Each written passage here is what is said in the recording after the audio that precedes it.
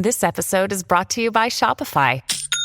Forget the frustration of picking commerce platforms when you switch your business to Shopify, the global commerce platform that supercharges your selling wherever you sell. With Shopify, you'll harness the same intuitive features, trusted apps, and powerful analytics used by the world's leading brands. Sign up today for your $1 per month trial period at shopify.com/tech, all lowercase. That's shopify.com/tech. Girl, real talk. This whole "it's a new year, time to reinvent myself" trash is not the vibe for 2024. You can find someone who loves you for you, as you are. You don't need to read a stack of self-help books, only eat sad salads, or start meditating at 5 a.m. to be ready for dating.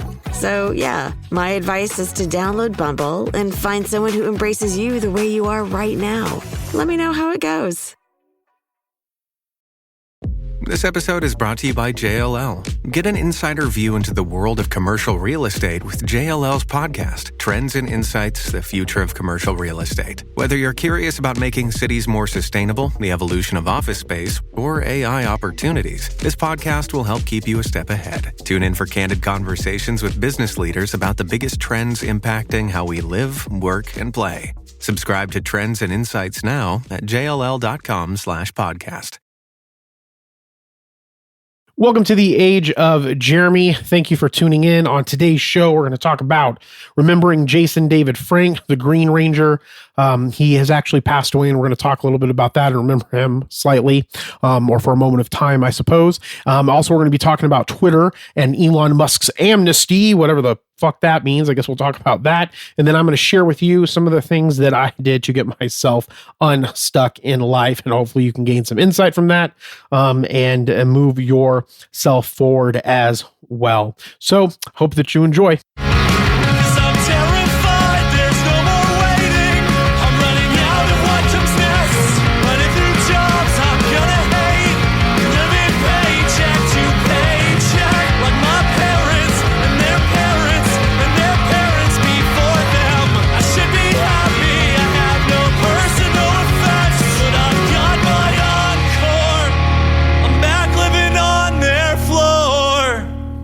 All right. Thank you so much for listening to The Age of Jeremy. I appreciate you.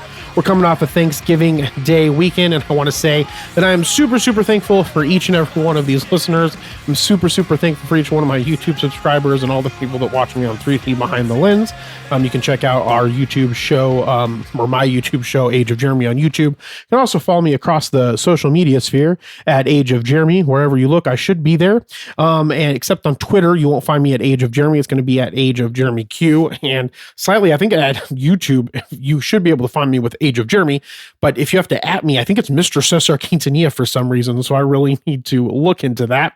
So you should definitely check that out as well. And then also too, if you are new to the show, I guess, I own a business called 3T Warrior Academy. You should go check that out at 3twarrioracademy.com. And then we also have a new YouTube channel, Behind the Lens, that shows some of the business insight, what we do to build our businesses, how we're building our businesses, the fun that we have. And you can find that at 3T Behind the Lens. And then from those, you should be able to find all the amazing stuff that we have going on, from our NFT launch, X Royalty, to all the stuff CJV has going. You can follow him at Coach JV on all the spheres out there of social media-ness. And so, follow us there so you can find out what's happening, so I don't have to say it all the time on here. I would super, super appreciate that. And then also too, if you could like and subscribe to this podcast so we can get it in front of more people. All right, first things first, I want to talk about Power Rangers Jason David Frank, JDF. He unfortunately committed suicide at 49. I'm going to tell you a little bit about this, and then I'm going to tell you why I chose to talk about this. Not just because I'm a fan of the Mighty Morphin Power Rangers since I was a little kid, and he played Tommy. Oliver, I think, was the full name in the original Power Rangers, and then he did a bunch of the spinoffs. But essentially, he was a mixed martial artist. He died in Texas, according to his rep, Justine Hart. I'm reading this off of TMZ. JDF, or Jason David Frank, is best known as Tommy Oliver from the original run of the Mighty Morphin Power Rangers franchise, dating back to the kids series debuted in 1993 when he was introduced as one of the 6 crime monster fighting superheroes, masked head to toe with kung fu skills. He started out as a Green Ranger in season 1, introduced at first as an enemy of the Power Rangers, but then he did all 180 and he became a good Power Ranger. After his powers start to deteriorate, however, he turned into the White Ranger and tapped as the new leader of the group. Frank's starred as one of the leads for 3 seasons, totaling 123 episodes. Frank went to reprise his role as Tommy in several adaptations of the Power Rangers, including Wild Force, Turbo, Zeo, Dino, Thunder, Megaforce, Ninja Steel, Hyperforce, and more. He's been a Red Ranger, a Black Ranger, and a Green Ranger anew. Jason David Frank is a fan favorite Power Ranger, which is why he's returned to the franchise time and time again. His on-screen fighting abilities translated into the real world. Frank was a professionally trained MMA brawler who was well versed in everything from Taekwondo, Muay Thai, Judo, Brazilian Jiu-Jitsu, and others. He fought professionally for a time from 2008 to 2010. Yeah, that's essentially what happened. Not sure if there was a suicide note. I'm getting this. He passed away, or he committed suicide on November 19th, or at least that's when the body was found. And the reason why I'm talking about this is because I struggled with suicide most of my life, or suicidal tendencies, I guess. Excuse the pun for the band. And I guess maybe it's not a pun, but it is a band name. And I think that it's really important that we respect and understand mental health for all people, and that we should learn to be able to share our emotions, how we feel, and we should be respected for the way that we feel about things and the things that we're choosing to share with people. I have tried to commit suicide multiple times. I've been hospitalized for it. And while I don't have those thoughts anymore, for the most part, because of religious religious practices, because of economic reasons that make it easier to deal with things, being able to share my thoughts with my wife, being able to share my thoughts with my mother, building better communication skills with my therapist and things of that nature, that thankfully I've been able to get the help that I needed when I was much younger. And now I'm able to handle and manage those types of emotions and thoughts as they come in. And so because of that, I feel that when people commit suicide, I think it's very important that we bring that to the forefront so we can share that with people, and that people can get the help they need. You can do 988lifeline.org. That's 988lifeline.org if you are struggling or you're in crisis, and you can call or text 988. Call or text 988 to make it easier and fast to get the conversations. Many people have different types of mental health issues that can lead people to suicidal thoughts.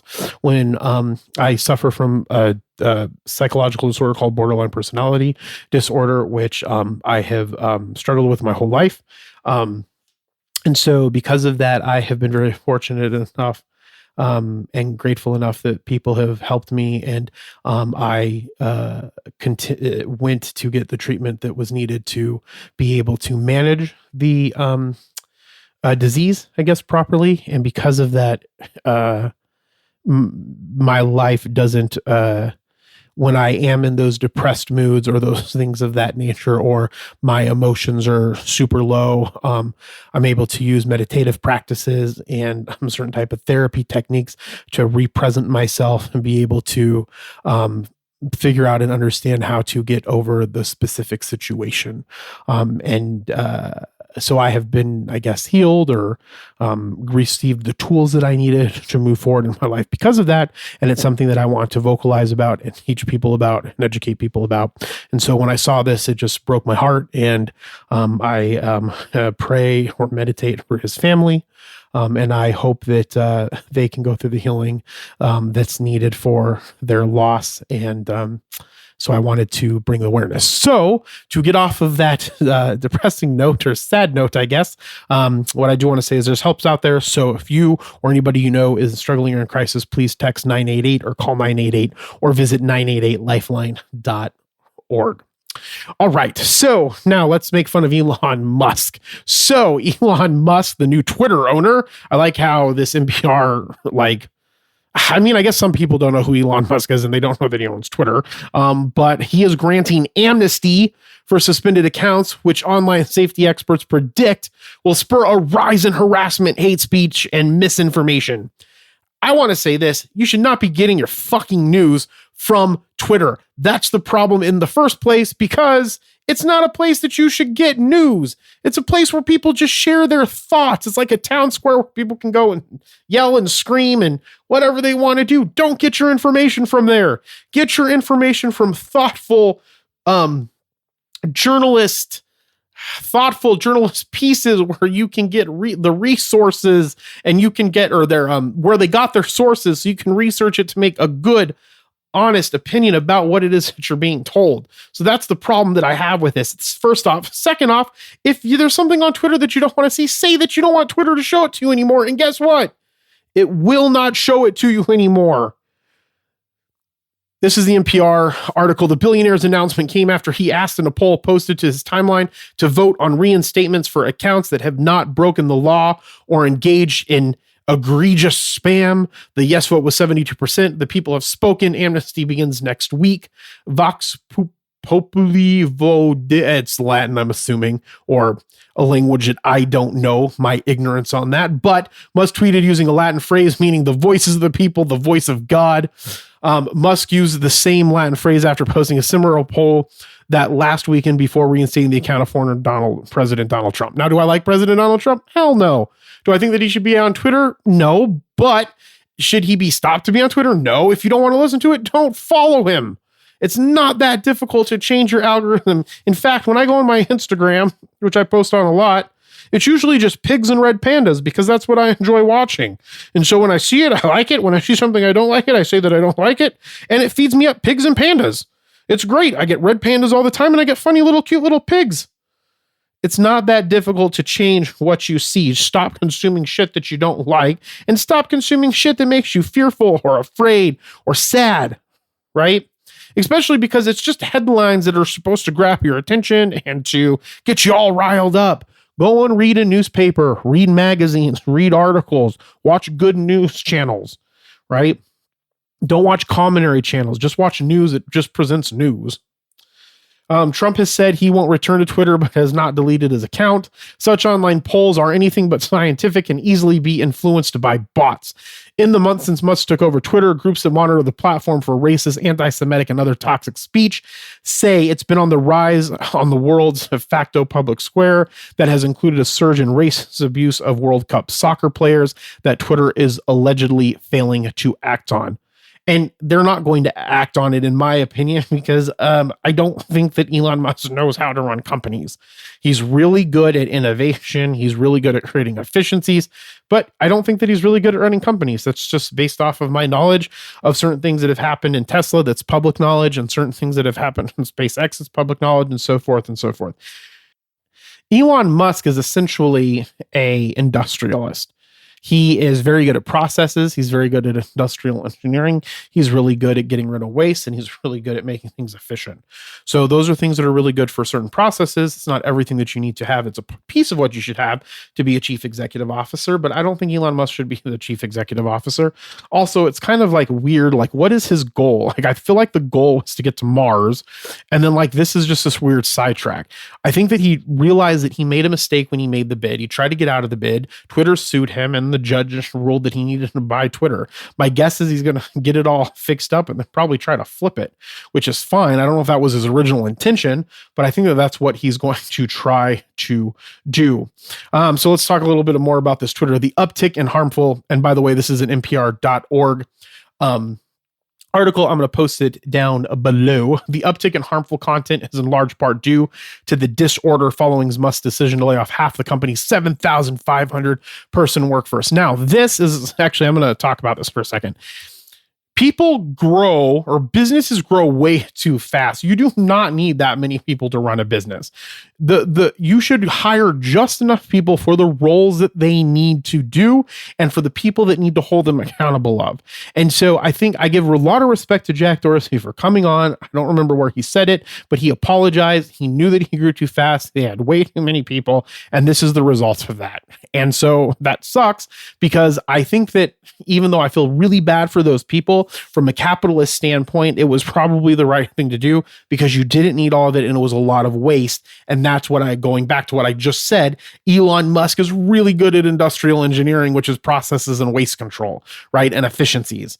And so that's one of the things that I think that should have been done a long time ago to make Twitter much more effective, was you don't need managers and side managers and managers that have managers and supervisors and people watching out. You need to create autonomy for your team members and have accountability from a minimal set of people that also have a role in the company that is actually creating and innovating inside of the company. And what I mean by that is, if in this case with programmers, you have programmers that do the thing that they need to do, you don't need that many of them if they know how to do the thing that they need to do. And then they have a team lead, and that's it, right? If you spread that out and make too much, because we try to do too much, especially if you have a bunch of cash influx, you have all this cash, you try to grow, you grow incorrectly, you go wrong, you grow too fast. And then when things happen, you just become inefficient, right? And so that's one of the biggest problems that I think that Twitter had. And I give a lot of respect to Jack Dorsey for coming out and saying that he had made a mistake and he apologized for everybody.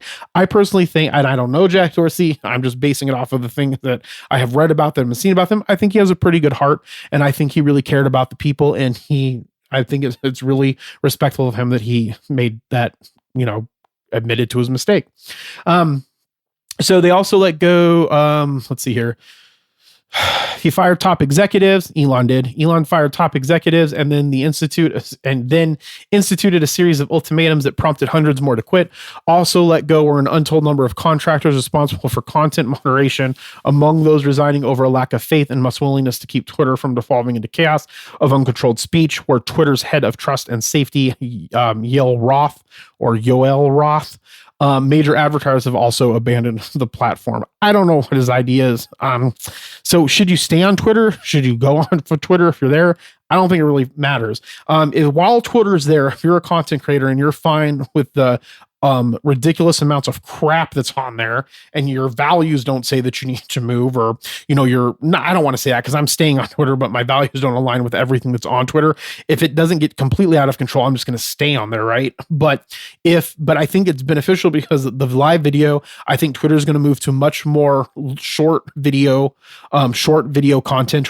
They're going to push that just like every other platform. So you're going to see a lot of short form video. You're going to see much more Twitter Spaces, which is one of my favorite things out there in the world is Twitter Spaces, Clubhouse, and then LinkedIn has something very similar. So you can get that somewhere else, but I think a lot of people are on Twitter. And the great thing about it being on a social media platform is people are on the social media platform already. Sorry, I dropped my beanbag, little wrist rest. See, the thing about it is that people are there already, so it's easy for them to be around the people that they follow and then being able to hear them have a conversation and you to partake in that conversation, which is the reason why it's good on LinkedIn. The problem with Clubhouse is that it's not a social media platform that has that integrated into it. So for people that use Clubhouse, you have to move them off of the social media platform. I think that Instagram and Facebook or Meta are doing a really good thing by all of the things that they try to do to get you to stay on their platforms by offering these other things like Facebook gaming, moving to the reels, moving to more video, moving to live video, getting their groups better. And so I think that the more social media platforms do this, the better it will be. The problem, again, is going off of the platform. If you can capture people where they're at, that's much better. And that's the reason why I think Twitter Spaces is great. And then also I think you're going to see a lot more live streaming on Twitter. We do our Good Morning Crypto show there. We do, I don't think Coach JV's lives go there. I do my lives there sometimes and Age of Radio lives there occasionally. And I think Collecti does their lives there as well. And if you don't know what I'm talking about, these are a bunch of businesses that I own if you're new to the show. So you can go and, go look those up on Twitter or go into the episode description. So I think that if you can get over the value system, if you're in alignment with it, stay on there and really focus on the video content and the Twitter spaces and going live on Twitter, whether you're a small business, a business, trying to be a thought leader, trying to be a politician, Twitter can be a really great, powerful platform. And hopefully they get it in order so it doesn't implode, I guess. We'll be right back. Girl, real talk. This whole "it's a new year, time to reinvent myself" trash is not the vibe for 2024. You can find someone who loves you for you, as you are.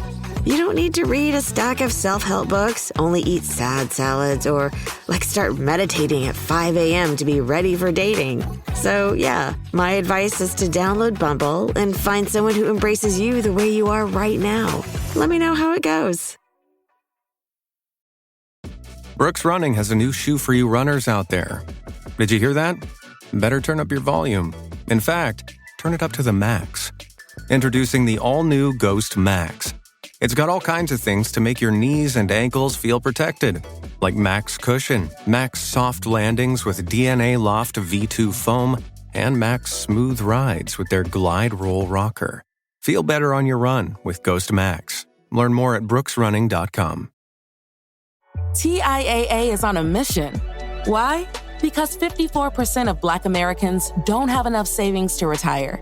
So in collaboration with big-name artists like Wyclef Jean, TIAA released Paper Right, new music inspiring a new financial future. With 100% of streaming sales going to a nonprofit that teaches students how to invest. Stream Paper Right now and help close the gap.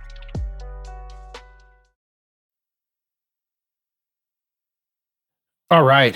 Welcome back. So I just went and popped my neck during that break. Actually, I just kind of pressed stopped when went to the restroom. You heard ads because I put them in afterwards because that's how podcasting software works. But excuse me, went and popped the back of my neck. Man, been doing a lot more yoga to kind of stretch myself out and create more open space and get more in alignment with my spine. I don't think we talk enough about the spine, which is something that I would really love to kind of talk about more, that Kundalini energy that moves up and down the spine. Also, too, one of my favorite rituals is the middle pillar ritual. And I've been transposing things off of the tree of life into Buddhist bodhisattvas so I can meditate on bodhisattvas when I do it. And so I am really excited about the greatest thing that I like about esoteric, and then I'll get back on track. One of the funnest things that I like about esoteric knowledge is that you can find comparisons in all the different religions, and all of the purpose is this hidden knowledge that can either get you in contact with your holy guardian angel, which is what occultists in the Western tradition usually refer to. I would imagine like your godhood or your enlightenment is the best way that I explain it. And then there's enlightenment in Buddha and in Eastern religions and like Hinduism and Sufism to some extent. And so I believe that we don't spend enough time with the alignment of our spine and the ability to create relaxation so that we can move energy properly to create the world that we want to live in and the world that we want around us. So I've been doing a lot more stretches when I think about it, or when I feel that there's this uneasiness in my body, so I can stretch it out, relax it, and keep, my peacefulness. It's all about finding peace and creating peace. Even though I yell and swear a lot, especially about things that frustrate me. So I'm trying to get better at that. So that being said, let's see here. What were we talking about? We were talking about how to get unstuck. Okay. And this is one of the things that frustrates me the most I am a big fan of Gary Vaynerchuk, and I'm a big fan of all the people in the Warrior Academy. And I just want to stand up for getting a education. And the reason why I'm saying that is because it was by far the greatest thing that unstuck me in my life was going to college. I probably wasted too much money on college. I didn't manage it very well because I had really shitty skills back then, especially with budgeting and finances and management. And that's why I went into finance. And so, which is different because they teach you corporate finance and portfolio management. But point being is I didn't know that when I essentially started because I didn't do a lot of research. But I got through that education. I educated myself, found out that I had a really strong passion for the mathematical part of it, about the portfolio management, about the trading part of it, and the corporate finance part part of it here and there. I would not do that for a living. So I applaud anybody who does do that for a living. Took a little sip of my beverage. And so one of the things that frustrates me is that we're always telling people that they shouldn't get an education or that they shouldn't. I think that the key is managing the money, and getting the money for the school needs to be the better thing. And I don't think that children should go to school if their parents are forcing them to. I think parents need to do a better job of educating people about going to school and going to college and getting advanced level degrees for the benefit that it provides you for not being able to being taken advantage of from the education that you receive. And then also because you learn a trade or you become a master at something. Now, that being said, I would also like to say that I'm not saying that it has to be a college. I'm thinking that journeyman and, apprentice and trades like electricians and plumbers, those are things that we need, because I can't fucking do that. And so I'm going to have to pay someone to do that, right? And so we need those, and we need to be advocates for that type of training as well. And not everybody's going to have the mental capacity to go to a master's level degree or into graduate level degrees, whether it's a PhD or a master's.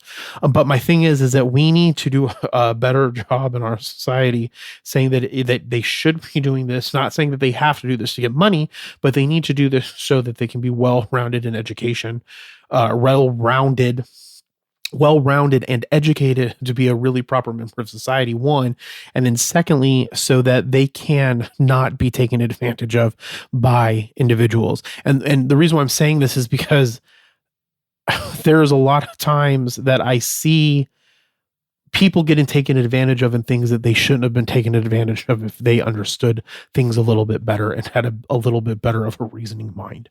And that's not because they're stupid, it's because they're not educated and they're ignorant in things. And that not being ignorant in things and that search for wisdom or search for knowledge can help you so you are not taken advantage of, or you see the signs of certain things so people can't oppress you. And that's one of the things I grew up when I was younger. I studied a lot of communism and a lot of Marxism and the Cuban Revolution. And one of my favorite things about Che Guevara is that he was always about literacy and math and people being educated, whether it was arithmetic and reading and philosophy. And his thing was so people can't oppress you. And when you do not have that knowledge, you aren't oppressed. When you are educated, it is much more difficult for you to be oppressed. And that's one of the things that I wish that we would re-educate or retell people in social media, not say, don't waste your money on college. Don't get a stupid college degree. Don't do that. With the change is we need to get educated so that we are not being taken advantage of, and so we can find a good trade or a good career and commit to it. And that means if you want to go into musicology and then also learn business. I think that everybody should learn business so that they can go out and start their own businesses. And I don't mean that from a capitalist standpoint. I mean that in the ability to go out and trade and provide solutions to problems that exist in the marketplace. That's always going to exist. And the ability to manage that is what business does. It's not just about getting a profit. It's about managing the organization when the organization has a common goal, and it is managing that so that it can reach that goal. That's what a business degree does, right? And I have 3 of them. And so that's one of the things that I think that we need to change our mindset on. So that's the first thing that I feel that really got me unstuck. And I'm going to be very vocal about pushing that people get properly educated. Now, that being said, before I go on to some of the other things that helped me get unstuck, is 2, we do need a much better job about teaching people to be more creative.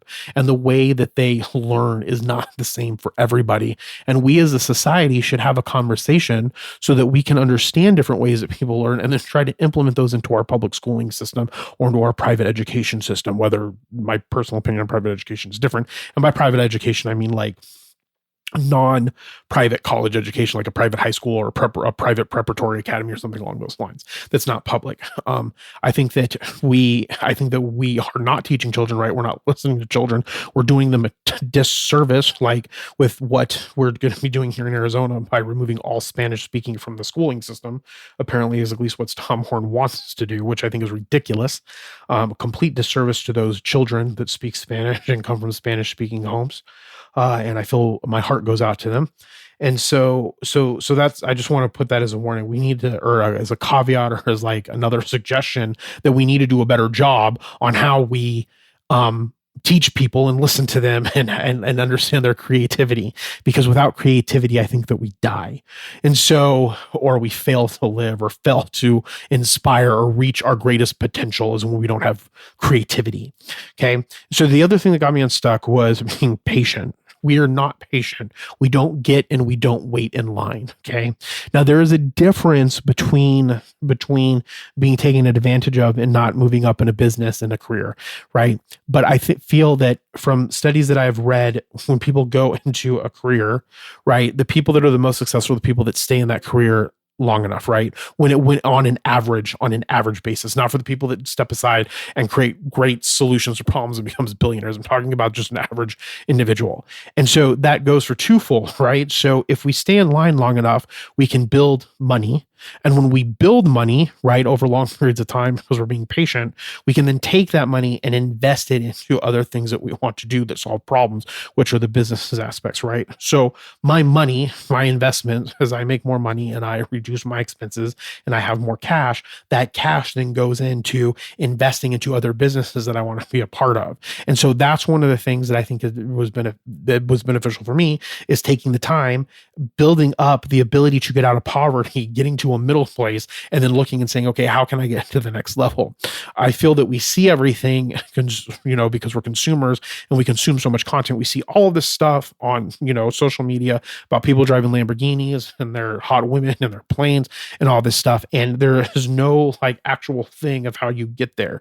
And I think on average, most of those people, that's why the average business owners in their 40s, is because they stayed, they learned what they needed to learn, they got the wisdom, they got the cash built up, and then they broke off into their own thing. And I think that that's why when I say everybody can be a business owner, people say, no, not everybody can. Yes, everybody can. Not everybody will be at the same time, because there will be people that are in the workforce that are learning, and then they can go off and start their own business and solve their problems. You always have workers that then can become business owners and so forth and so forth.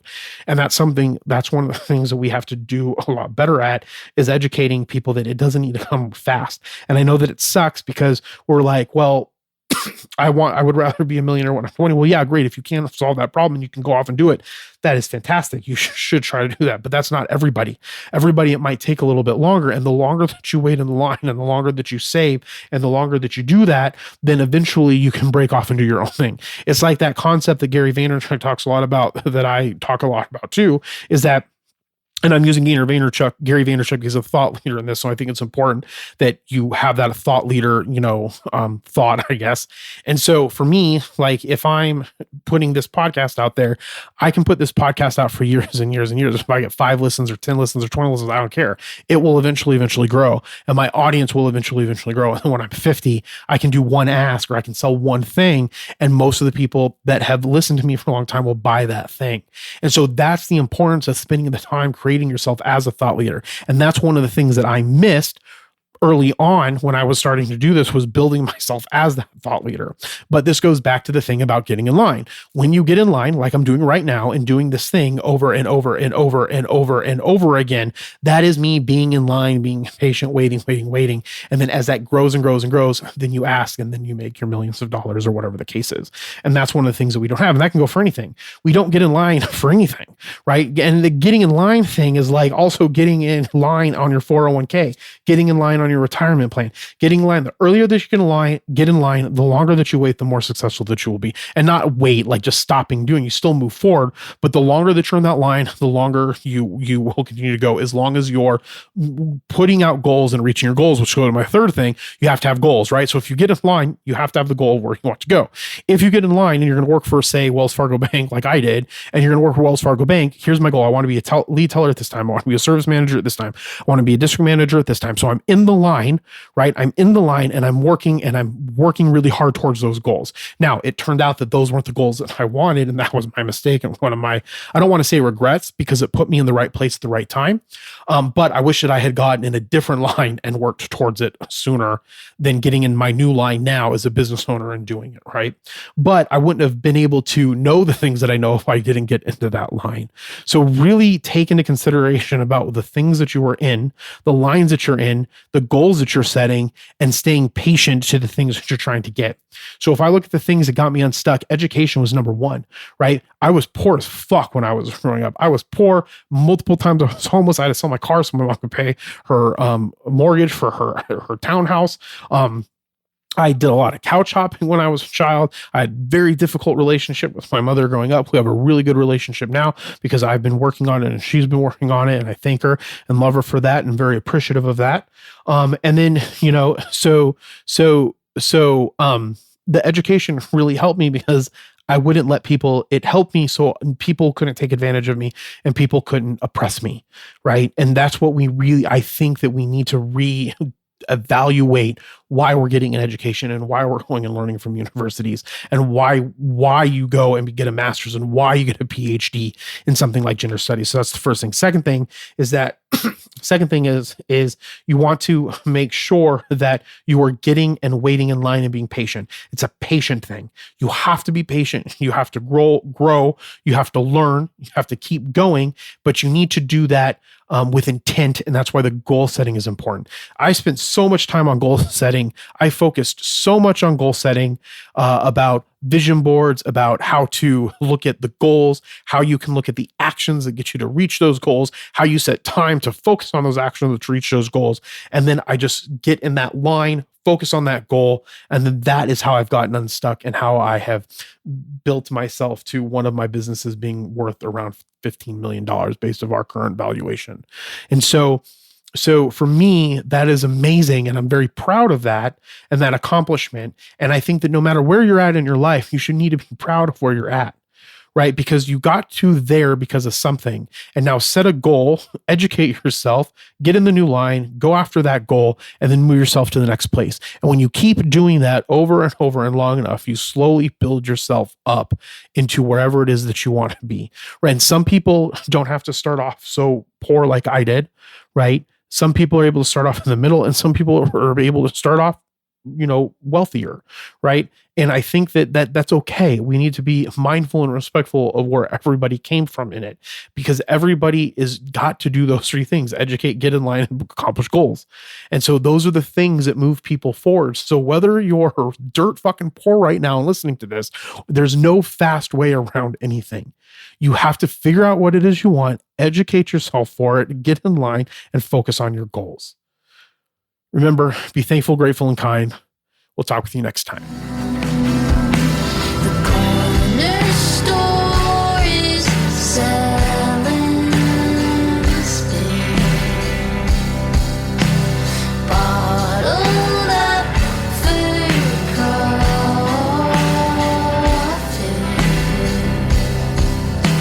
I can't believe I'm buying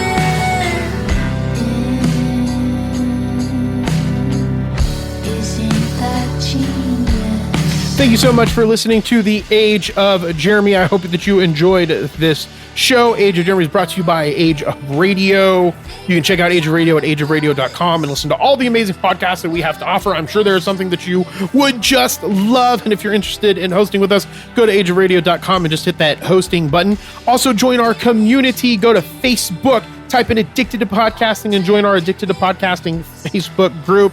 And if you want and you have a podcast or you have content, it's really about content creation, hit me up on that Facebook group, Addicted to Podcasting, so you can be a part of our monthly show called Showcase, where we do a live stream and we talk about everything that you have going on. And it's absolutely free. I don't know why I did it. I couldn't get an echo sound in here. To settle our consumer guilt. And once you're hooked, they'll cut a deal.